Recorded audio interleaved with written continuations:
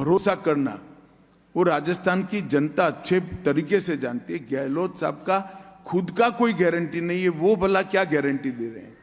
Sir मुख्यमंत्री अशोक गहलोत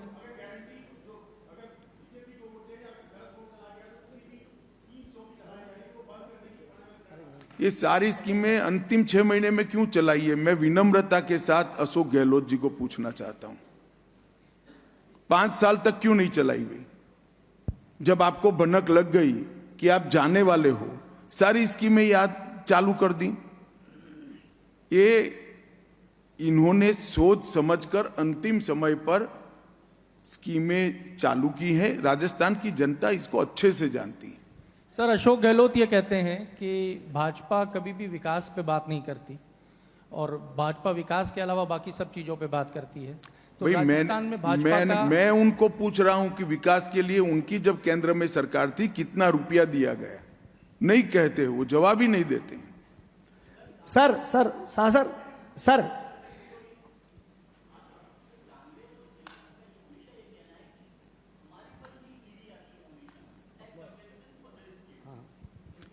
देखिए, ये इनका भ्रष्टाचार को शील्ड करने का एक जवाब है। इस देश में कोर्ट है या नहीं है भाई? अगर गैरकानूनी तरीके से हुआ है तो तुरंत कोर्ट में चला जाना चाहिए।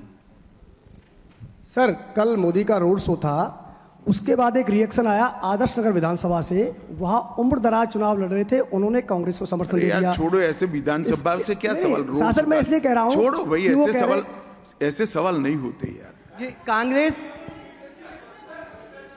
हो गई बात, आपने एक पूछ लिया ना। सर मुख्यमंत्री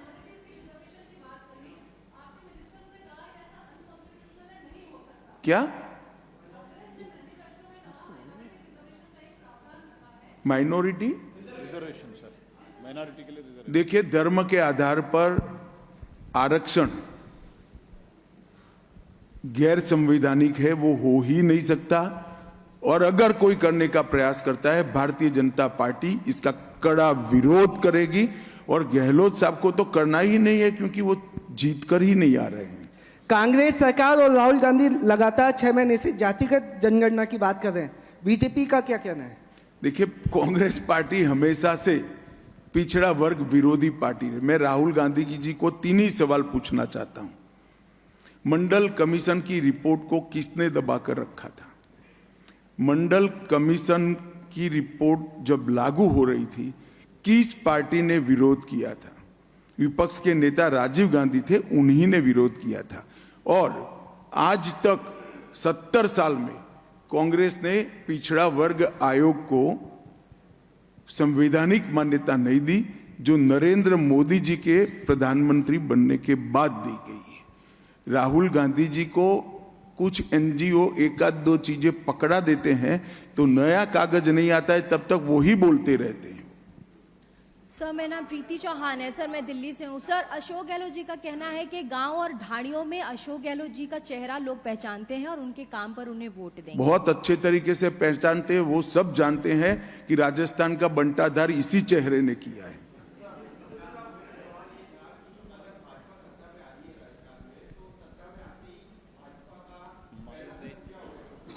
वो तो मुख्यमंत्री जी तय करेंगे ना, मैं नहीं तय कर सकता।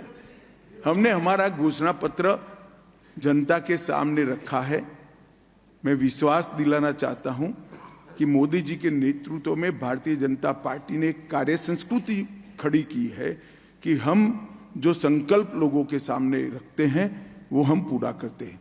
चाहे राम मंदिर हो, चाहे धारा 370 हटाना हो, चाहे ट्रिपल तलाक समाप्त करना हो, कठिन से कठिन संकल्प भारतीय जनता पार्टी ने पूरे किए हैं।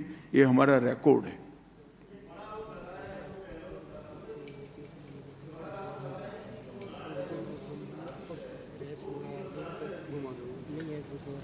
राजस्थान का गृह मंत्रालय तो उनके साथ ही है भाई।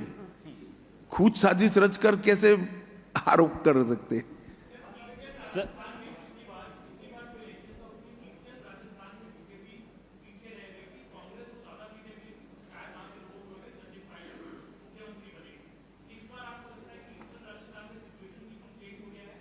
पूरे राजस्थान में सिचुएशन चेंज हो गया है। मेरी बात मानकर चलिए, राजस्थान के हर कोने में कांग्रेस हार रही है और भाजपा जीत रही है।